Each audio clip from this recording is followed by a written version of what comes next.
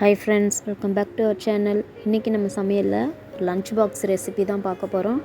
ரொம்பவே பிள்ளைங்களுக்கு பிடிச்சமான ஒரு டிஷ்ஷு. நம்ம இன்றைக்கி காலிஃப்ளவர் பக்கோடா செஞ்சுட்டு புளி சாதம் செய்ய போகிறோம்.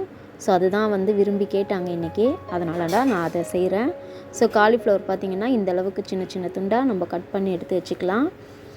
ஸோ இப்போ இதை தண்ணி ஊற்றிட்டு நல்லா அலசி எடுத்துக்கலாம் ஃப்ரெண்ட்ஸ். ஒரு வாட்டி நல்லா தண்ணியிலே வாஷ் பண்ணிக்கலாம். ஸோ இதை நல்லா வாஷ் பண்ணிவிட்டு அதுக்கப்புறமா நம்ம சுடு தண்ணியில் போடலாம். ஏன்னா மண் அது இது நம்ம காய்கறி கடையில் அப்படியே போட்டு வச்சுருப்பாங்க. டஸ்ட்டு மண் எல்லாமே நிறைய அதில் இருக்கும். அதனால தான் நான் ஒரு வாட்டி வாஷ் பண்ணிக்கிறேன். ஸோ இது எல்லாத்தையும் வாஷ் பண்ணிக்கலாம். ஒரு சிஸ்டர் கேட்டாங்க போன வீடியோவில், எல்லாமே செய்கிறீங்க, பட் ஆனால் எல்லாமே லெஃப்டில் செய்கிறீங்கன்னு சொல்லி கேட்டிருந்தாங்க. அவங்களுக்காக நான் ஒரு சின்னதாக ஒன்று சொல்லிக்கிறேன். ஸோ நான் லெஃப்டில் செய்யலை சிஸ்டர், நான் அது ரைட்டில் தான் செய்கிறேன். பட் கேமரா ஃப்ரண்ட் கேமராவில் வச்சு நான் செஞ்சிட்ருக்கேன். ஸோ அதனால் உங்களுக்கு அப்படி தெரிஞ்சிருக்கலாம் மேபி. ஸோ அது எனக்கு லெஃப்ட் ஹேண்டு பழக்கம் இல்லை, ரைட்டில் தான் நான் எல்லாமே செய்வேன். அதனால தான் இந்த பதிவு அவங்களுக்காக மட்டும்தான். ஸோ இப்போது நல்லா சுடு தண்ணி நல்லா கொதிக்கிற ஸ்டேஜில் வந்துச்சு. இப்போ அடுப்பை ஆஃப் பண்ணிவிட்டு இந்த வாஷ் பண்ணி வச்சுருக்கிற காலிஃப்ளவர் எல்லாமே இந்த சுடு தண்ணியில் நம்ம எல்லாத்தையும் எல்லாத்தையும் சேர்த்துக்கலாம். ஸோ எல்லாத்தையும் ஆட் பண்ணதுக்கப்புறம் நல்லா கலரி விடலாம். கலர்றதுக்கு முன்னாடி பார்த்திங்கன்னா கொஞ்சோண்டு ஒரு 1/4 ஸ்பூன் மஞ்சள் பொடி அதில் சேர்த்துக்கலாம் ஃப்ரெண்ட்ஸ். மஞ்சள் பொடி சேர்க்குறது ரொம்ப நல்லாயிருக்கும். ஏன்னு கேட்டிங்கன்னா அதில் ஆன்டிபயாட்டிக் இருக்கிறதுனால கொஞ்சம் அதில் இருக்கிற இந்த பூச்சி இதெல்லாமே கொஞ்சம் நல்லா எடுத்துரும். ஸோ அதனால் ஏன்னா பிள்ளைங்களுக்கு கொடுக்குறோம் இல்லைங்களா, அதனால் கொஞ்சம் பார்த்து கொடுக்கலாம். ஸோ அது அப்படியே ஓரமாக இருக்கட்டும். ஸோ இப்போ நான் சாதத்துக்கு தண்ணி வச்சுருக்கிற உலை கொதிக்குது.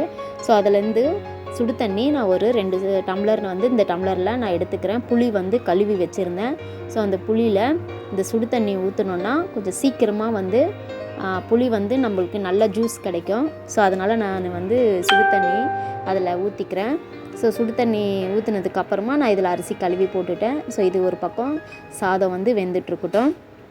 இப்போ நம்ம அடுத்தது இந்த காலிஃப்ளவர் 65 பண்ணுறதுக்கு நம்ம என்ன பண்ண போகிறோம்னிங்கன்னா அதை மசாலா ரெடி பண்ண போகிறோம்.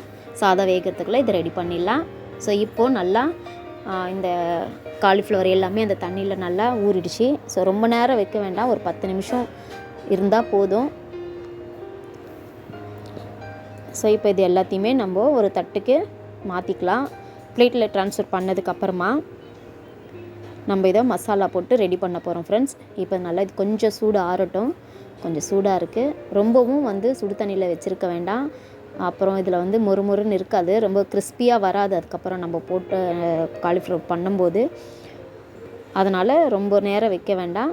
ஸோ இப்போது நான் பாருங்கள், 1 spoon garam masala, 1 spoon Kashmiri chilli powder, 1 spoon மைதா மாவு, 1 ஸ்பூன் கார்ன்ஃப்ளவர் மாவு. ஸோ நான் அது குவான்டிட்டிக்கு ஏற்ற மாதிரி நான் எடுத்துருக்கிறேன். நீங்கள் எவ்வளோ குவான்டிட்டியோ அதுக்கேற்ற மாதிரி நீங்கள் எடுத்துக்கோங்க. நான் ஒரு சின்ன பூ தான் நான் எடுத்தேன். ஸோ 2 பேருக்கு ஸ்கூலுக்கு ரெடி பண்ணுறதுக்காக. ஸோ இந்த டிஷ்ஷுக்கு தேவையான உப்பு நான் இதில் ஆட் பண்ணிக்கிறேன். உப்பு ஆட் பண்ணதுக்கப்புறம் பாருங்கள், எலுமிச்சம்பழம் நான் கொஞ்சோண்டு அதில் புழிஞ்சு விட்டுக்கிறேன். ஒரு அரை பழம் நான் அதில் ஆட் பண்ணிக்கிறேன். ஜூஸ் மட்டும் எடுத்துக்கிறேன். ஸோ இது எலுமிச்சம்பழம் புழிஞ்சு விட்டதுக்கப்புறமா லைட்டாக கொஞ்சோண்டு தண்ணி தெளிச்சிட்டு இதை நல்லா எல்லாத்தையுமே மிக்ஸ் பண்ணி எடுத்துக்க போகிறோம். தண்ணி நிறைய ஊற்றிடாதீங்க. ஸோ நம்ம பஜ்ஜி மாவு பதத்துக்கு நம்ம இதை ரெடி பண்ணிக்கலாம். ஸோ இப்போ நம்ம எடுத்து வச்சுருந்த காலிஃப்ளவர் எல்லாமே அதில் எல்லாத்தையும் ஆட் பண்ணிக்கலாம். ஸோ இதை ஆட் பண்ணதுக்கப்புறமா நல்லா மிக்ஸ் ஆகிற மாதிரி இந்த காலிஃப்ளவர் இந்த மசாலா எல்லாமே நல்லா மிக்ஸ் பண்ணி விடுங்க. ஸோ சூப்பராக இந்த மாதிரி மிக்ஸ் பண்ணி விடுங்க. நான் எப்போவுமே ரெட் சில்லி பவுடர் யூஸ் பண்ணேன்னா நான் சக்தி தான் யூஸ் பண்ணுவேன். சக்தி கிடைக்கலன்னா ஆச்சி யூஸ் பண்ணுவேன். ஸோ நல்லாயிருக்கும் ஃப்ரெண்ட்ஸ் சக்தி மசாலா எல்லாமே. ஸோ இப்போ பாருங்கள், இந்த மாதிரி எல்லாமே கோட் பண்ணி நம்ம கொஞ்சம் மேக்னேட் பண்ணி வச்சிடலாம். ஒரு 15 மினிட்ஸ் வச்சுருக்கலாம். ஸோ அதுக்குள்ளே நம்ம புளி சாதத்துக்கு நம்ம ரெடி பண்ணிடலாம். அது ஒரு பக்கம் ஊறட்டும். ஸோ இப்போது வானிலை அடுப்பில் வச்சுட்டு கடாயில் ஒரு 4-5 ஸ்பூனு நான் ஆயில் சேர்த்துக்கிறேன். ஆயில் சேர்த்ததுக்கப்புறமா கடுகு உளுத்தம் பருப்பு சேர்த்துக்கிறேன். ஸோ இதுக்கப்புறமா சீரகம் ஒரு அரை ஸ்பூனு சீரகம் ஆட் பண்ணிக்கிறேன். சீரகம் நல்லா பொரிஞ்சு வரட்டும். கடுகும் சரி சீரகமும் பொரிஞ்சு வரட்டும். அதுக்கப்புறம் பாருங்கள், உளுத்தம் பருப்பு, கடலைப்பருப்பு, வேர்க்கடலை நான் தேவைக்கேற்ப நான் ஒரு 2 ஸ்பூனு நான் எடுத்துருக்கிறேன். ஸோ நீங்கள் எவ்வளோ குவான்டிட்டி போட்டுக்கணுமோ அதுக்கேற்ற மாதிரி நீங்கள் சேர்த்துக்கலாம். ஸோ இப்போது இது எல்லாமே கொஞ்சம் லைட்டாக வதக்கி விடுவோம். இந்தளவுக்கு லைட்டாக வதங்கினதுக்கு அப்புறமா ஒரு 3 காஞ்ச மிளகா, ஒரு 2 கொத்து கருவேப்பிலையும் அதில் ஆட் பண்ணிக்கிறேன். காஞ்ச மிளகா நல்லா கிள்ளி போட்டுக்கலாம். இந்த வர மிளகாவை நீட்டு மிளகா தான் நான் எடுத்திருக்கேன். ஸோ உங்கள்கிட்ட குண்டு மிளகா இருந்தாலும் ஆட் பண்ணிக்கலாம். காரத்துக்கு ஏற்ற மாதிரி நீங்கள் சேர்த்துக்கோங்க. ஸோ அதிலே பார்த்திங்கன்னா ஒரு 1/2 ஸ்பூனு மஞ்சள் பொடியும் சேர்த்துக்கிறேன். மஞ்சத்தூள் சேர்த்ததுக்கப்புறமா நான் புளி கரைச்சி வச்சுருந்தேன் இல்லைங்களா, சுடு தண்ணி ஊற்றி. ஸோ அந்த புளியை எல்லாமே இதில் சேர்த்துக்கலாம்.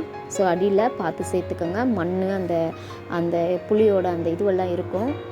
ஸோ அதுக்கப்புறமா எல்லாத்தையும் எடுத்துகிட்டு ஃபில்ட்ரு பண்ணி சேர்த்துட்டு, ஸோ இதை நல்லா கொஞ்சம் லைட்டாக மிக்ஸ் பண்ணி விட்டுட்டு தேவையான அளவு உப்பு சேர்த்துக்கலாம். நான் கல் உப்பு சேர்க்குறேன். ஸோ நீங்கள் சால்ட்டு எது இருக்கோ அந்த உப்பு நீங்கள் உங்கள் டேஸ்ட்டுக்கு ஏற்ற மாதிரி நீங்கள் கூட்டி குறைச்சி உப்பு சேர்த்துக்கோங்க. ஸோ உப்பு சேர்த்ததுக்கப்புறம் இதை நல்லா கொதிக்க விடலாம், கிளறி விட்டுட்டு. ஸோ அப்பப்போ நீங்கள் கிளறி விட்டுட்டே இருங்க. ஸோ இது நல்லா பாருங்கள், நல்லா கொதித்து ஓரளவுக்கு வந்துருச்சு. இப்போ இந்த ஸ்டேஜில் நான் இது ஏற்கனவே பொடி பண்ணி நான் புளி சாதத்துக்காக ரெடி பண்ணி வச்சுருப்பேன். தனியா, மிளகு, சீரகம், வெந்தயம் இது எல்லாமே நான் வறுத்து பொடி பண்ணி நான் டப்பாவில் ஸ்டோர் பண்ணி வச்சுருவேன். ஸோ தேவைப்படும் போது நான் எடுத்து ஆட் பண்ணிப்பேன். ஸோ இதோட தீர்ந்துடுச்சு இந்த பவுட்ரு. மறுபடியும் அரைக்கும் போது நான் அந்த வீடியோ உங்களுக்கு தனியாக நான் உங்களுக்கு போடுறேன் ஃப்ரெண்ட்ஸ். இப்போ அந்த பொடி ஆட் பண்ணிக்கிட்டேன். ஸோ அந்த பொடி நான் மறுபடியும் அரைக்கும் போது உங்களுக்கு நான் ஒரு வீடியோவாக நான் போடுறேன் ஃப்ரெண்ட்ஸ், அப்லோட் பண்ணுறேன். ஸோ இப்போ பாருங்கள், அந்த பொடி போட்டதுக்கப்புறமா நல்லா கொதித்து எண்ணெய்லாம் மேலே திரிஞ்சு வந்துடுச்சு. ஸோ இப்போ தான் கரெக்டான பதம். இதை எடுத்து ஆற வச்சிடலாம். அதுக்கப்புறமா சாதத்தை போட்டு நம்ம அதை கிளறிடலாம். இப்போ பாருங்கள், நான் சின்ன கடாயை அடுப்பில் வச்சுட்டு எண்ணெயை நல்லா சூடு பண்ணி வச்சுருக்கேன். ஸோ இப்போது இந்த ஊற வச்சுருந்தோம் இல்லைங்களா மசாலா போட்டு, இந்த 65க்கு அந்த இது எல்லாத்தையுமே எடுத்து காலிஃப்ளவர் எல்லாம் ஒன்றா இதில் ஆட் பண்ணி நம்ம வறுத்து எடுக்க போகிறோம். ஸோ இதில் காரம் மசாலாலாம் நான் கொஞ்சம் கம்மியாக தான் போட்டிருக்கேன். ஏன்னா குழந்தைங்க காரம் சாப்பிடாமல் அப்படியே ரிட்டன் எடுத்துகிட்டு வந்துடுவாங்க. அதனால் பெரியவங்க சாப்பிடும்போது உங்களுக்கு தேவைன்னா நீங்கள் மசாலா கொஞ்சம் அதிகமாகவே நீங்கள் ஆட் பண்ணிக்கலாம். ஸோ இப்போது மீதி இருக்கிற எல்லாமே நான் இதே மாதிரி ஒன்றா சேர்த்து எடுத்துட்டேன். பாருங்கள், சூப்பரான ஒரு காலிஃப்ளவர் பக்கோடாவும் ஒரு புளி சாதமும் ரெடி ஆகிடுச்சு ஃப்ரெண்ட்ஸ். நீங்கள் வீட்டில் கண்டிப்பாக இது மாதிரி ட்ரை பண்ணி செஞ்சு பாருங்கள். இன்றைக்கி இதுதான் லன்ச் மெனுவாக இருக்குது. ஸோ இந்த வீடியோ பிடிச்சிருந்தால் லைக் பண்ணுங்கள், ஷேர் பண்ணுங்கள், கமெண்ட் பண்ணுங்கள். எனக்கு கமெண்ட் பண்ணுங்கள். ஓகே ஃப்ரெண்ட்ஸ், மறுபடியும் அடுத்த வீடியோவில் சந்திக்கிறேன். பாய்.